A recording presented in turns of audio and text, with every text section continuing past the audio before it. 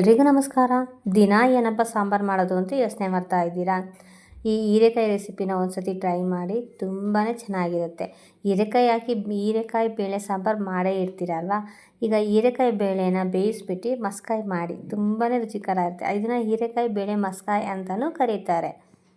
ಹೇಗೆ ಮಾಡೋದು ಅಂತ ನೋಡೋಣ. ನಾನಿಲ್ಲಿ ಹೀರೆಕಾಯಿ ಮೇಲ್ಗಡೆ ಸಿಪ್ಪೆನೆಲ್ಲ ಏರ್ಕೊಂಡು ಸಣ್ಣದಾಗಿ ಕಟ್ ಮಾಡಿ ಇಟ್ಕೊಂಡಿದ್ದೀನಿ.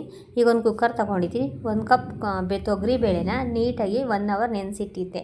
ಈಗ ಆ ಬೇಳೆನ ಹಾಕ್ಕೊತಾ ಇದ್ದೀನಿ. ಬೇಳೆ ಹಾಕ್ಕೊಂಡಾದ್ಮೇಲೆ ನಾವು ಕಟ್ ಮಾಡಿ ಇಟ್ಕೊಂಡಿದ್ವಲ್ಲ ಹೀರೆಕಾಯಿನ, ಅದನ್ನು ಹಾಕ್ಕೊತಾ ಇದ್ದೀನಿ. ಹೀರೆಕಾಯಿ ಹಾಕ್ಕೊಂಡಿದ್ದಾದಮೇಲೆ ನಾನಿಲ್ಲಿ ಒಂದು 2 ಟೊಮೊಟ, ಸ್ವಲ್ಪ ಬೆಳ್ಳುಳ್ಳಿ, 1-2 ಗೆಡ್ಡೆಯಷ್ಟು ಈರುಳ್ಳಿ ತೊಗೊಂಡಿದ್ದೀನಿ. ಈರುಳ್ಳಿ ಮತ್ತು ಬೆಳ್ಳುಳ್ಳಿ, ಟೊಮೊಟ ಎಲ್ಲ ಒಟ್ಟಿಗೆ ಕುಕ್ಕರ್ಗೆ ಹಾಕ್ಕೊತಾ ಇದ್ದೀನಿ. ನೋಡಿ, 1 ಟೇಬಲ್ ಸ್ಪೂನಷ್ಟು ಅರಿಶಿನ ಪುಡಿ ಹಾಕ್ಕೊತಾ ಇದ್ದೀನಿ. ಅರಿಶಿನ ಪುಡಿ ಹಾಕ್ಕೊಂಡಾದ್ಮೇಲೆ 1-2 ಇಲ್ಲ 3 ಹಸಿಮೆಣ್ಸಿನ್ಕಾಯಿ ಹಾಕ್ಕೊತಾ ಇದ್ದೀನಿ. ಹಸಿಮೆಣ್ಸಿನ್ಕಾಯಿ ಹಾಕ್ಕೊಂಡಾದ್ಮೇಲೆ ಮುಳುಗೋಷ್ಟು ಒಂದು ಅರ್ಧದಷ್ಟು ನೀರು ಹಾಕ್ಕೊಂಡು ರುಚಿಗೆ ತಕ್ಕಷ್ಟು ಉಪ್ಪು, 1 ಟೇಬಲ್ ಸ್ಪೂನಷ್ಟು ಅಚ್ಚ ಖಾರದ ಪುಡಿ. ಖಾರಕ್ಕೆ ನೋಡಿ ನಿಮಗೆ ಎಷ್ಟು ಬೇಕು ಅಷ್ಟು ಹಾಕ್ಕೊಳ್ಳಿ. ನಾವು ಖಾರ ಸ್ವಲ್ಪ ಕಮ್ಮಿನೇ ತಿನ್ನೋದು. 1 ಟೇಬಲ್ ಸ್ಪೂನಷ್ಟು ಧನಿಯಾ ಪುಡಿ ಹಾಕ್ಕೊಂಡು ರುಚಿಗೆ ಇಲ್ಲಿ ತೆಂಗಿನಕಾಯಿ ಹಾಕ್ಕೊತಾ ಇದ್ದೀನಿ. ನಿಮಗೆ ತೆಂಗಿನಕಾಯಿ ಬೇಡ ಅಂದರೆ ಸ್ಕಿಪ್ ಮಾಡ್ಬೋದು.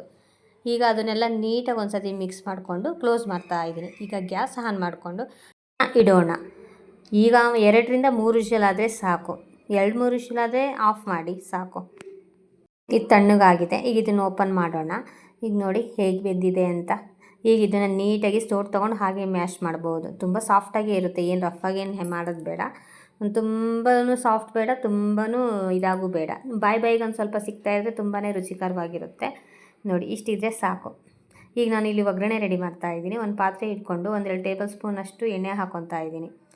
ಎಣ್ಣೆ ಹಾಕ್ಕೊಂಡಾದ್ಮೇಲೆ 1 ಟೇಬಲ್ ಸ್ಪೂನಷ್ಟು ಸಾಸಿವೆ, 3 ಗೆಡ್ಡೆಯಷ್ಟು ಬೆಳ್ಳುಳ್ಳಿ ಹಾಕ್ಕೊಂಡು ಫ್ರೈ ಮಾಡ್ಕೊಳ್ಳೋಣ. ಈಗ ಬೆಳ್ಳುಳ್ಳಿ ಗೋಲ್ಡನ್ ಬಣ್ಣ ಬಂದಷ್ಟೇ 1-2 ಒಣಮೆಣ್ಸಿನ್ಕಾಯಿ ಹಾಕ್ಕೊತಾ ಇದ್ದೀನಿ. ಒಣಮೆಣ್ಸಿನ್ಕಾಯಿ ಹಾಕ್ಕೊಂಡಾದ್ಮೇಲೆ ನಾವು ಮಸ್ತಿಟ್ಟಿದ್ವಲ್ಲ ಸಾಂಬಾರನ್ನ, ಅದನ್ನು ಸೇರಿಸ್ಕೊತಾ ಇದ್ದೀನಿ.